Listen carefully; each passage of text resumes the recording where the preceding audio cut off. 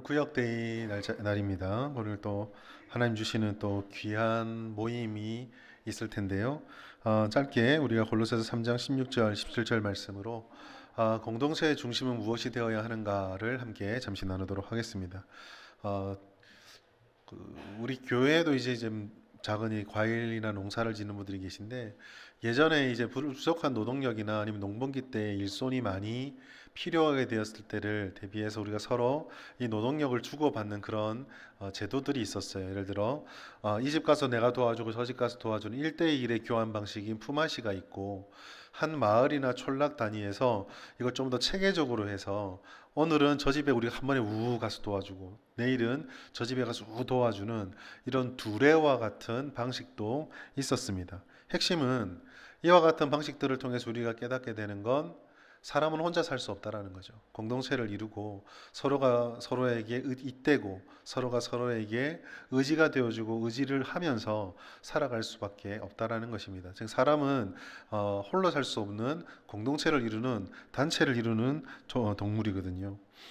무리를 짓는다는 것은 사실 이 사람만의 특징은 아니고 대부분의 짐승들이 조금 무리를 짓습니다. 물론 호랑이처럼 홀로 막 돌아다니는 그런 짐승들도 있지만 대체로 이렇게 무리를 지어서 집단으로 움직이게 됩니다. 이것은 생존과 안녕을 위해서 자연스러운 본능일 것 같아요. 아무래도 혼자 이렇게 동떨어져 있는 것보다는 함께 무리를 짓고 있으면 안전하기도 하고 서로의 부족을 조금 보충해 주기도 하면서 서로가 서로에게 힘이 되어주기 때문이죠.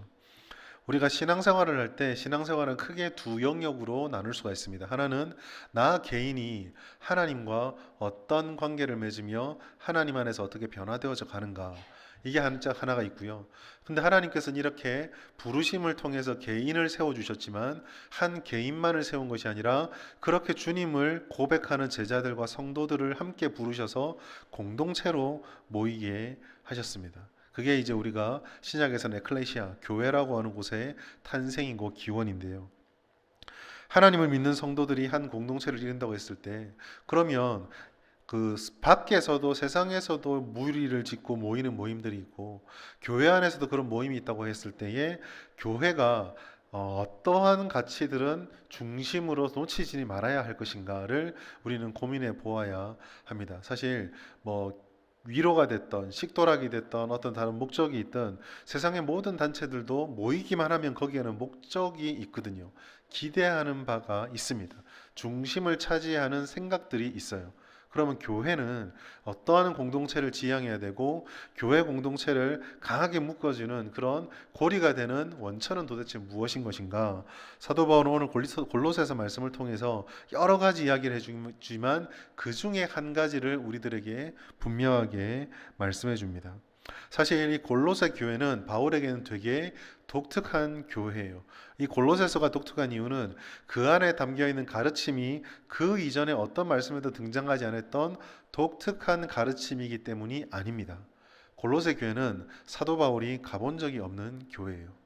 사도 바울이 선교 때 가지 않았던 지역인데 아마 에베소라든지 그 골로새 주변에 중심이 되는 교회들에서 영향을 받은 사도 바울이 세웠던 교회에서 영향을 받은 이들이 흘러가서 자기 고향인 골로새라든지 이런 지역으로 들어가서 거기서 아마 교회를 세웠던 것 같습니다. 우리가 성경을 보아서 알지만 사도 바울이 직접 사역을 하고 직접 세웠던 교회도 사도 바울이 떠난 뒤에 어려움과 혼란 때문에 많은 어려움을 겪고 사도 바울의 가르침이 필요했는데 사도 바울이 직접 가지도 않고 한 달이 건너서 전달받은 교회들이 가진 연약함은 우리는 충분히 짐작할 수 있죠. 아마 골로새 교회도 다른 모든 교회들이 겪었던 것처럼 내부적인 단단함의 문제와 외부적인 핍박과 박해들로부터 자유롭지는 못했을 것입니다. 사도 바울은 그렇게 세워진 교회들을 향해서 그렇게 연약한 골로새 교회를 향해서 여러 가지 권면을 해주는데 오늘 본문에서는 이 골로새 교회가 그 연약함을 극복할 수 있는 방법을 알려줘요.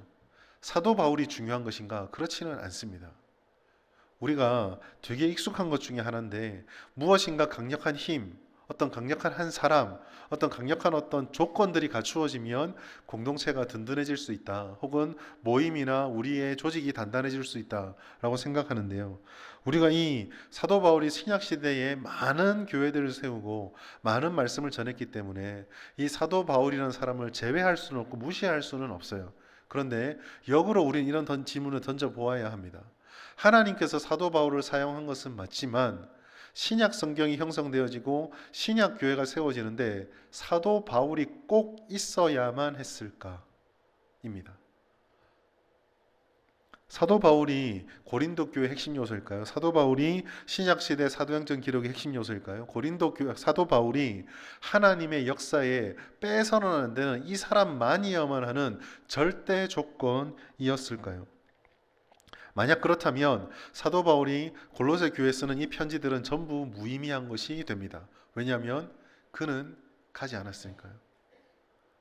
그럼에도 불구하고 사도 바울이 똑같이 에베소 교회처럼, 똑같이 고린도 교회처럼, 똑같이 다른 교회처럼 골로새 교회에 앞으로 임할 은혜와 골로새 교회가 일어날 것에 대한 믿음과 또 골로새 교회를 향한 가르침을 전해줄 수 있었던 이유는 자기가 핵심 요소가 아니라 다른 것이 중요함을 알았기 때문이에요.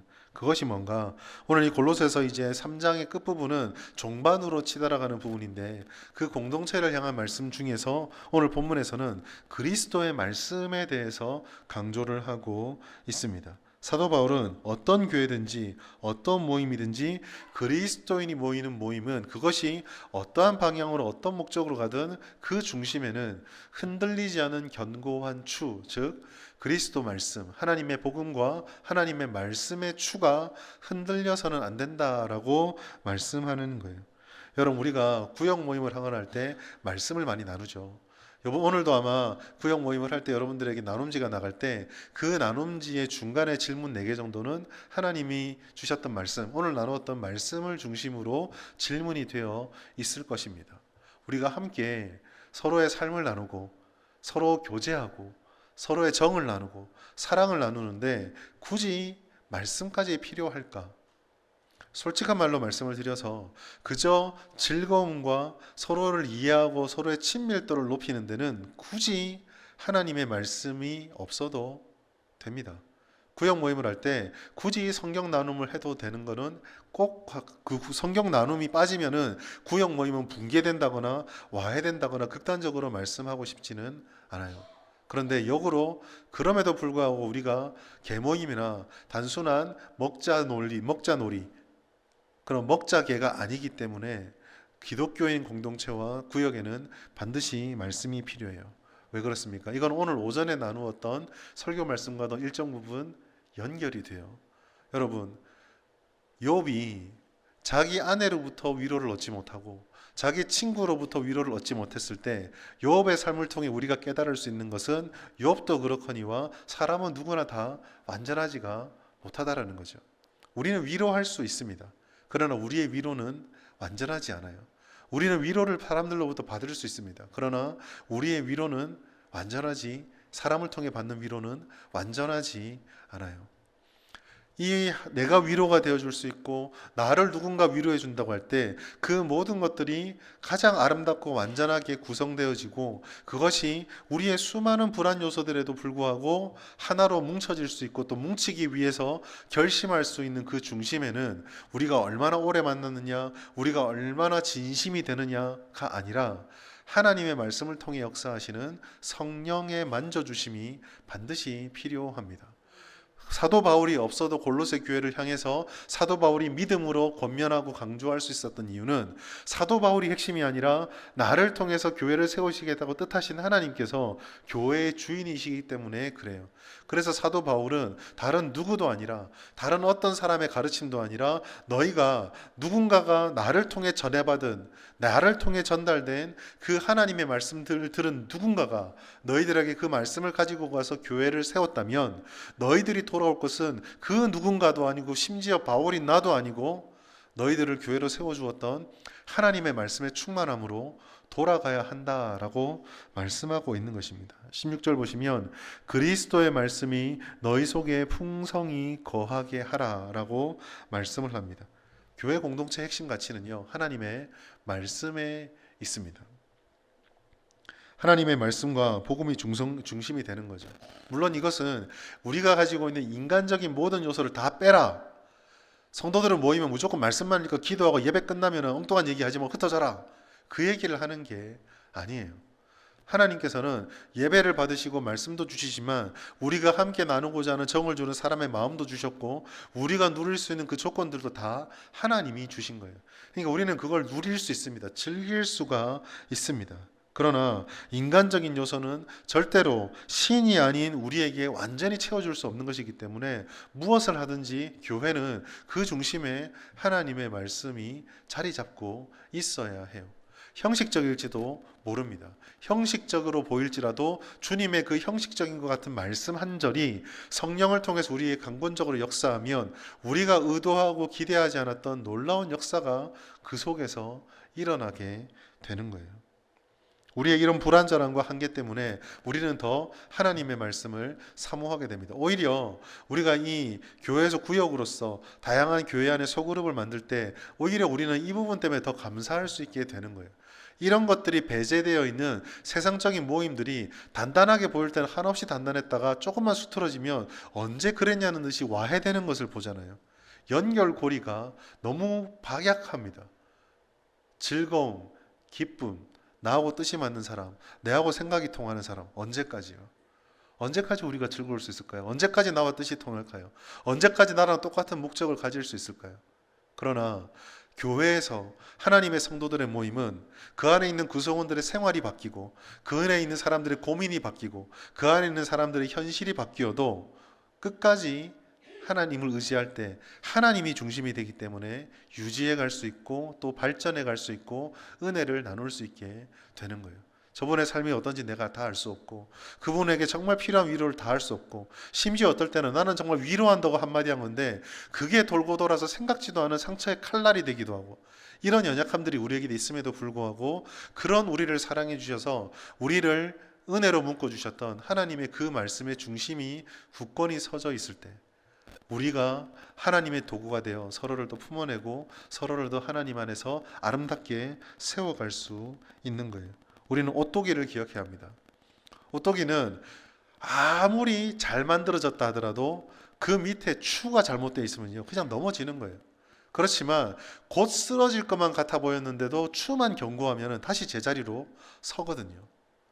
하나님의 말씀은 교회와 성도들의 삶의 오뚜기의 중심추와 같습니다. 말씀은 우리의 이 모든 다양함을 흔들리지 않는 하나로 묶어주는 중심추가 되고요. 그 기준으로 우리를 교정해주고 우리를 사랑할 수 있는 예수님의 마음을 품게 해주고 또 그 말씀은 성령을 통해서 우리를 위로하시는 사람이 해줄 수 없는 위로와 사랑과 돌봄의 통로가 됩니다. 오늘 이 구역대회를 통해서 함께 우리가 이런 구역이 되게 해달라고 소망을 가지시고 계속 우리가 함께 모이기를 힘써야 하겠습니다.